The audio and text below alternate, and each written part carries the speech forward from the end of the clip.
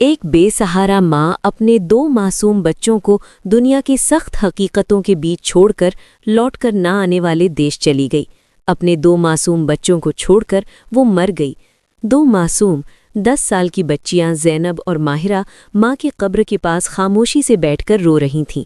مٹی کی خوشبو میں بھیگی ہوئی اس قبر کو وہ جیتے جاگتے انسان کی طرح گلے لگا کر کہہ رہی تھیں، اماں واپس آ جاؤ، ہمیں بہت بھوک لگی ہے، رقیہ چاچی ہمیں مارتے ہیں، ہم تمہارے بغیر کیسے رہیں گے؟ یہ منظر دیکھ کر کوئی بھی ٹھٹک کر رک جاتا، یوں لگتا تھا جیسے ہوا بھی تھم گئی ہو۔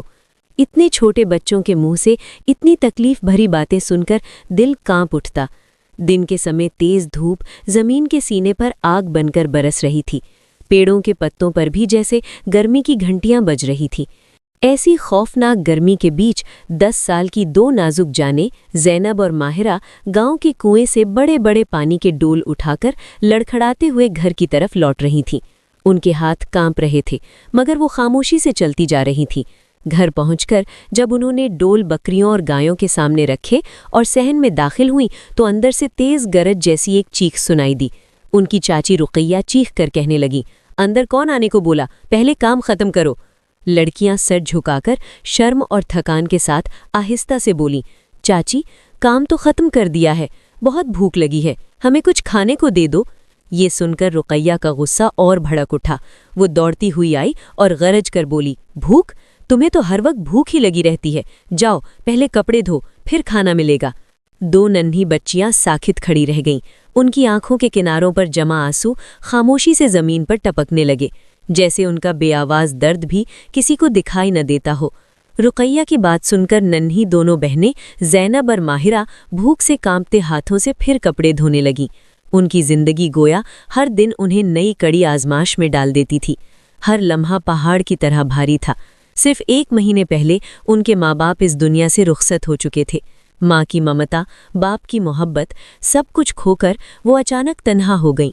ماں کی موت نے جیسے ان کی زندگی کے دروازے پر بے رحم اندھیرا کھول دیا تھا۔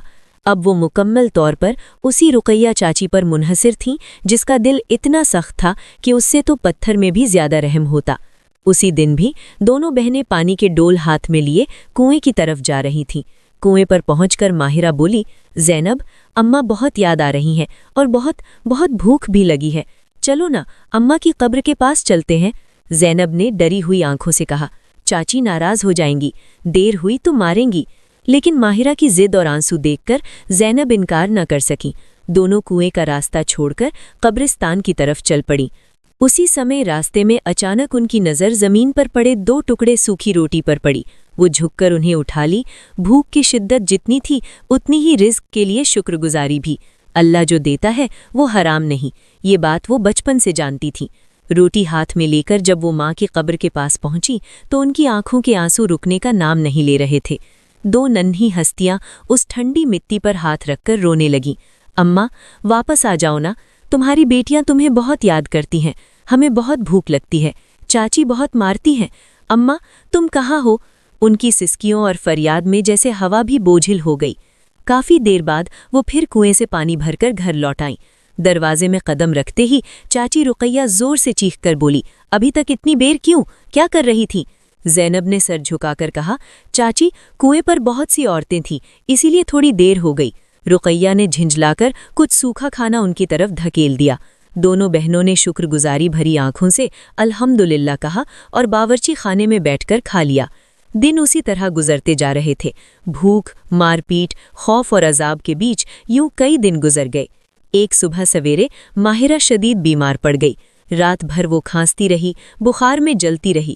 اس کے پاس پوری رات جاگ کر بیٹھی رہی زینب، سر پر گیلا کپڑا رکھے ننھے ہاتھوں سے پیار کرتی دعائیں پڑھتی رہی۔ صبح ہوتے ہی زینب دوڑ کر گئی اور بولی، چاچی ماہرہ کی طبیعت بہت خراب ہے، بخار ہے، کھانسی ہو رہی ہے۔ روتے ہوئے زینب نے پھر کہا، چاچی ماہرہ کی حالت بہت خراب ہے، بخار بھی ہے، کھانسی بھی، پلیز اسے ڈاکٹر کو دکھا دیں۔ رقیہ نے تیوری چڑھا کر تیز لہجے میں کہا، ڈاکٹر؟ تمہارے پاس پیسے ہیں؟ تم جیسے منحوسوں کو کچھ نہیں ہوتا، جاؤ اپنا کام کرو، خود ہی ٹھیک ہو جائے گی۔ یہ الفاظ چھری کی طرح تیز تھے۔ زینب کا ننھا سے دل ٹوٹ کر بکھر گیا۔ وہ آنکھوں کے آنسو پونچھ کر پھر صحن میں گئی اور برتن دھونا شروع کر دیا۔ ہاتھ کام میں تھے مگر دل بار بار ماہرہ کی طرف دوڑ جاتا جو اندر بخار میں کانپتی ہوئی بے بس پڑی تھی۔ کچھ دیر بعد کام ختم کر کے زینب دوڑتی ہوئی کمرے میں گئی۔ دروازے کے پاس پہنچ کر اس کا دل کانپ اٹھا۔ چارپائی پر ماہرہ بے ہوش پڑی تھی، آنکھیں بند، ہونٹ سفید، جسم ٹھنڈا۔ زینب کانپتے ہاتھوں سے بہن کو ہلانے لگی۔ ماہرہ اٹھو، پلیز آنکھیں کھولو، تمہیں کیا ہو گیا؟ مجھے چھوڑ کر مت جانا، پلیز اٹھو۔ یوں ہی چیختی رہی۔ اس کی فریاد سن کر رقیہ دوڑتی ہوئی آئی۔ نبض چھوتے ہی سب سمجھ آ گیا۔ ماہرہ اس دنیا سے ہمیشہ کے لیے رخصت ہو چکی تھی۔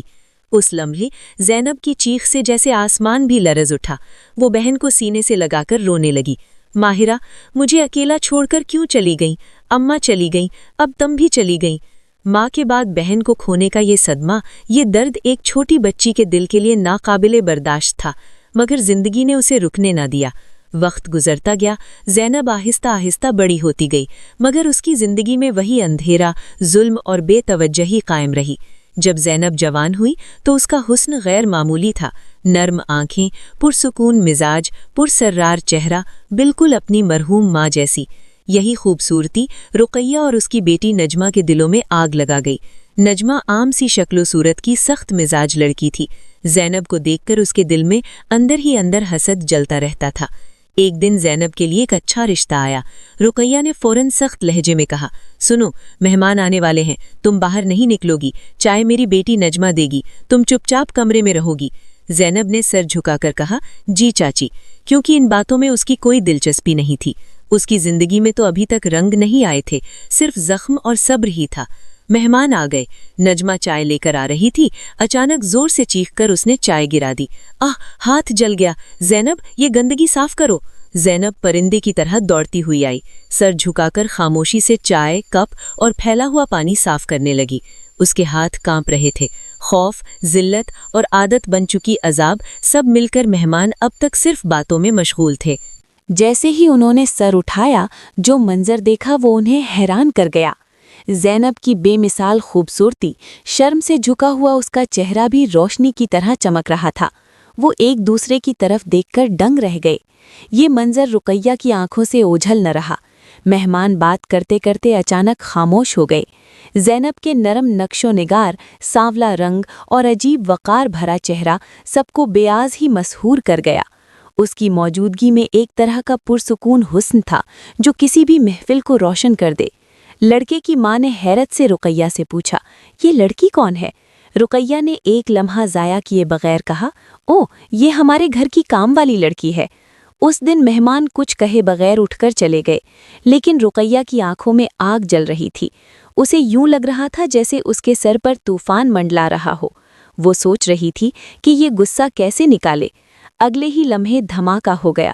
رقیہ زینب پر جھپٹی اور زوردار تھپڑ مار کر چیخ اٹھی، بدبخت لڑکی، کتنی بار کہا ہے مہمانوں کے سامنے نہیں آنا، پھر کیوں آئی؟ آنکھوں میں آنسو بھرے زینب نے کانپتی آواز میں کہا، چاچی، آپ ہی نے تو بلایا تھا۔ نجمہ کے ہاتھ سے چائے گر گئی تھی، مگر رقیہ نے ایک لمحہ بھی اس کی بات نہ سنی۔ اس دن زینب اپنے کمرے میں بیٹھ کر آنسو نہیں روک سکی۔ یوں لگ رہا تھا جیسے ہر آنسو کے ساتھ جمع شدہ عذاب باہر نکل رہا ہو۔ جب بھی رشتے کی بات آتی، سب زینب کے حسن کی تعریف کرتے، اور یہ تعریفیں نجمہ اور رقیہ کے دل میں آہستہ آہستہ حسد کے تیز کانٹے بن کر چبھتی جا رہی تھیں۔ کچھ دن بعد رقیہ کے دل میں ایک خوفناک منصوبہ پیدا ہوا۔ زینب کو راستے سے ہٹانا ہوگا، تب نجمہ کی شادی کسی امیر گھر میں طے کرنا آسان ہو جائے گا۔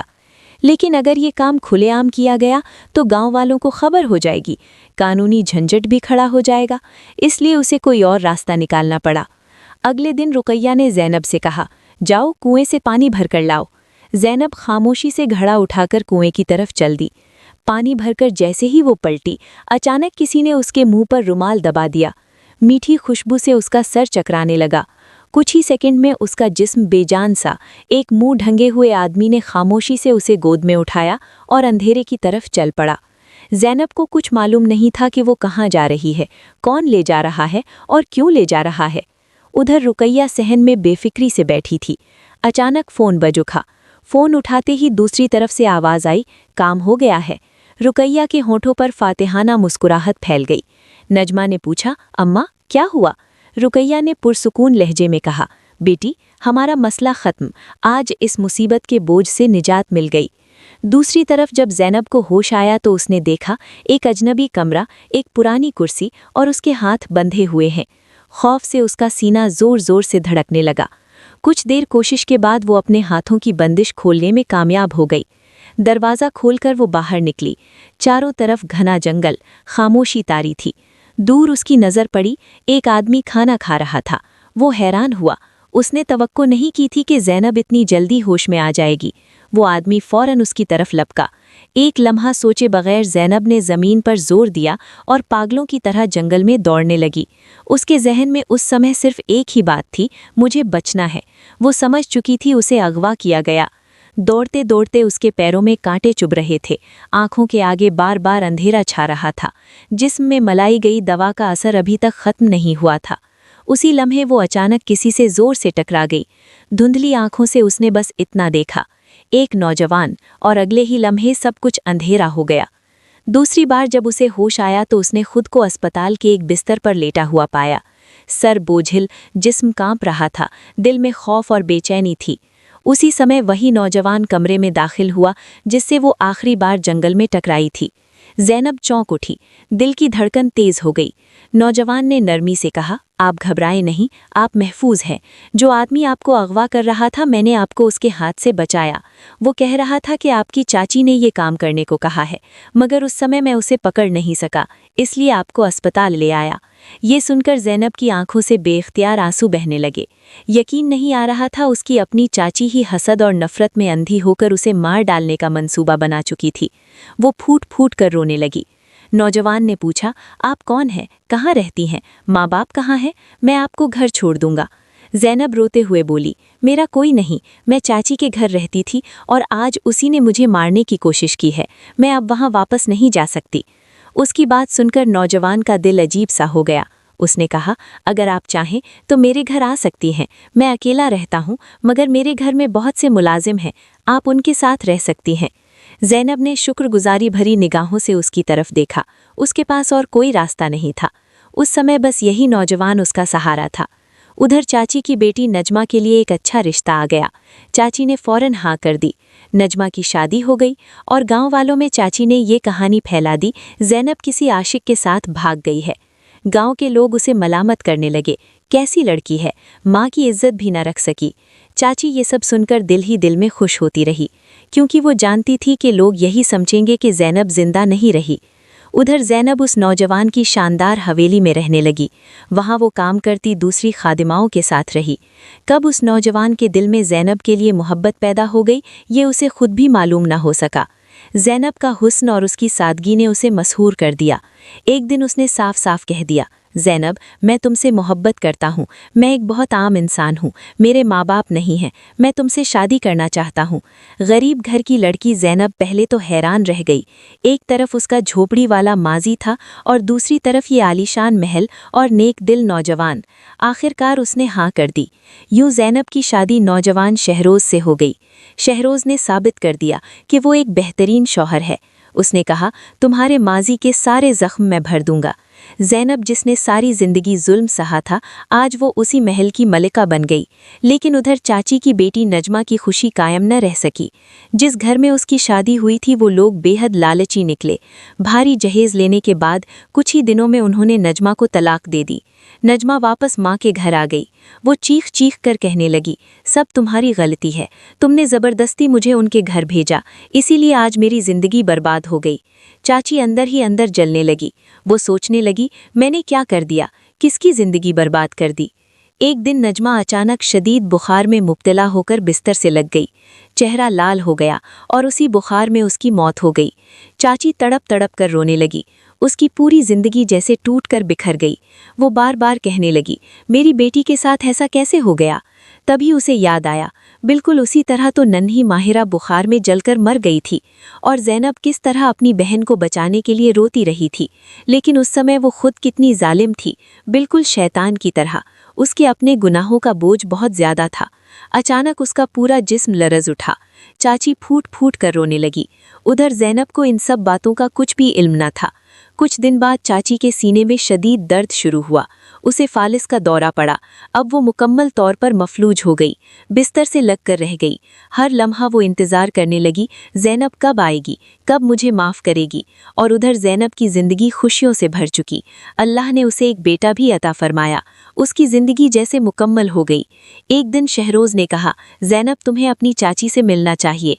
अगले दिन वो अपने बेटे को लेकर चाची के घर गई, लेकिन वहाँ पहुंचकर जो मंजर उसने देखा उससे उसका दिल लरज़ उठा। चाची बेबस हालत में चारपाई पर पड़ी थी और हिचकियों से रो रही थी। ज़ैनब फौरन आगे बढ़ी। ज़ैनब को देखते ही चाची ज़ोर ज़ोर से रोने लगी। दोनों हाथ जोड़कर कहने लगी, मुझे माफ़ कर दो, मैंने बहुत बड़ा जुल्म किया है। तुम पर भी और माहिरा पर भी बहुत ज़्यादती की है। मुझे माफ़ कर दो ताकि मेरी जान आसानी से निकल जाए। ज़ैनब ने उनका हाथ थामकर रोते हुए कहा,